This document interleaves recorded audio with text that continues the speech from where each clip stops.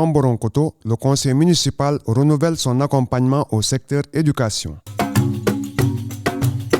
Avec le soutien de PMC, le conseil municipal de Tomboronkoto a débloqué une enveloppe de 22 millions de francs CFA pour l'achat de fournitures scolaires. La cérémonie de distribution des fournitures s'est déroulée ce vendredi 25 octobre 2024 à la mairie de Tomboronkoto. Pour une prise en charge optimale des questions d'éducation, beaucoup de communes peinent à satisfaire aux différentes demandes. Le conseil municipal de Tomboronkoto peut se réjouir d'avoir à ses côtés Petewol Mining Company comme partenaire. On ne peut pas bâtir ce pays si on n'a pas de ressources humaines de qualité. Et cela, pour l'avoir, il faut investir dans l'éducation.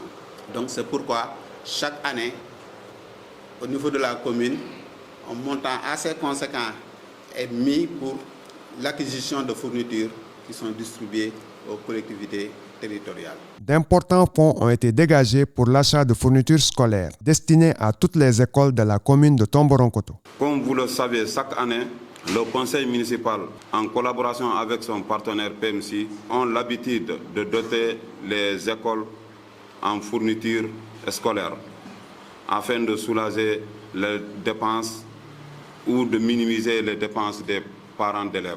Pour cette année, le conseil municipal a doté les écoles à hauteur d'une somme de 22 millions. 22 millions, 12 millions pour le budget, 10 millions pour le FIS. Nous savons que les difficultés ne sont pas liées uniquement aux fournitures. Il y a tant d'autres que nous sommes en train de résoudre peu à peu. Mais comme vous le savez, il y a plus de problèmes que de moyens. Parce que l'État, qui a toutes les ressources du pays, ne parvient pas à couvrir tous les besoins, ne parvient pas à régler tous les problèmes. Mais ça, dans la compréhension, que nous allons y parvenir. Nous sommes disposés à recueillir vos doléances ou besoins, mais sachez que nous n'avons pas les moyens de résoudre tout en même temps. Mais ensemble, nous allons identifier les priorités pour quand même qu'on puisse améliorer au fur et à mesure les conditions d'apprentissage des enfants au niveau des différents établissements. Dans un souci de transparence, l'utilisation des fonds décaissés a été détaillée aux différents acteurs. 6 200 cahiers de 100 pages, 5 000 cahiers de 200 pages, 2 800 cahiers de 48 pages, 500 cahiers de double ligne, 2 000 cahiers de 32 pages, 4 500 ardoises, 7 000 stylos bleus, 3 000 stylos rouges, 2 648 kits géométriques, 51 cartons de craie blanche, 30 cartons de craie rouge, 200 initiations graphiques de niveau 1,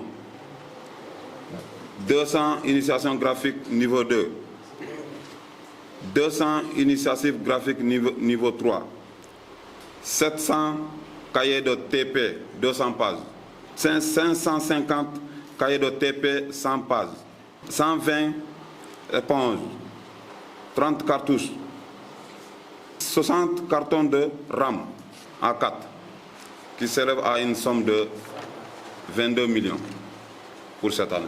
Les directeurs d'école se sont réjouis de cette initiative du conseil municipal de Tomboronkoto.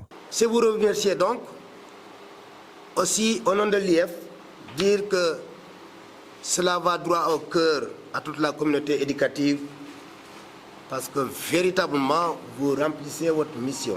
Nous vous demandons de maintenir le cap.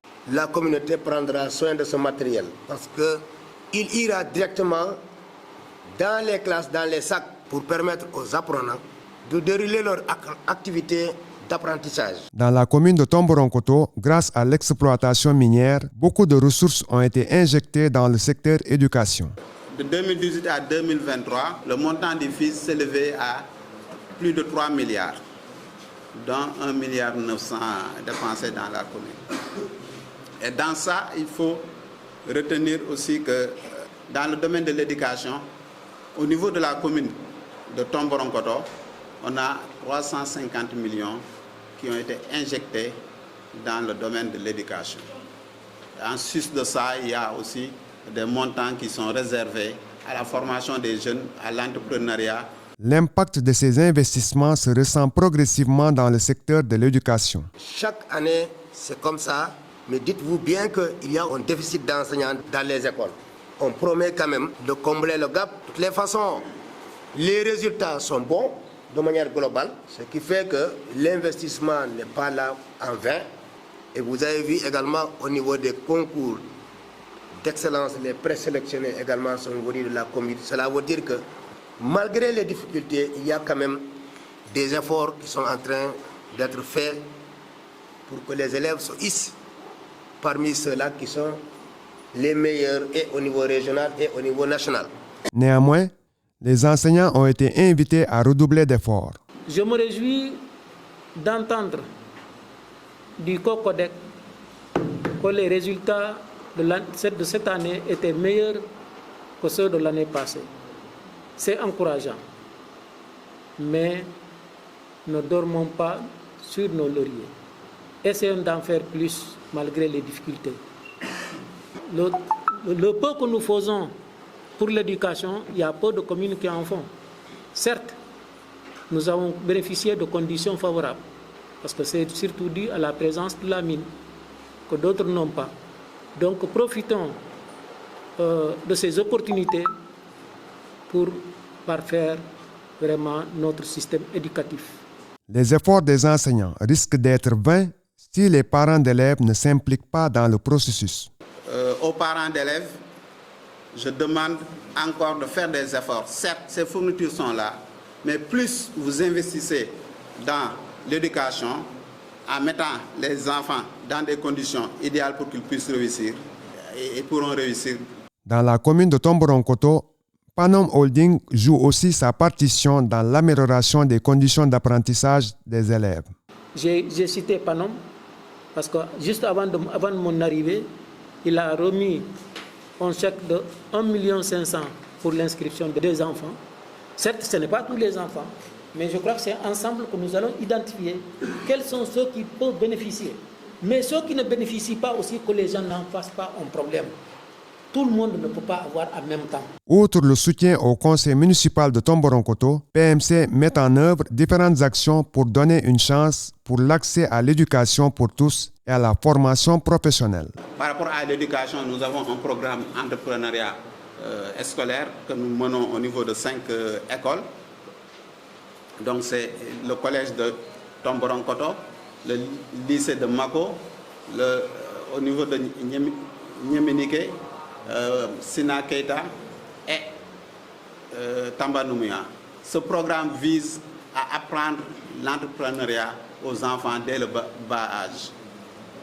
Entre autres aussi, nous avons mis en place un programme initié par les travailleurs de la mine de Mako, donc qui octroie des bourses aux jeunes et 130 élèves ont bénéficié de cette bourse, donc pour une période de 12 mois.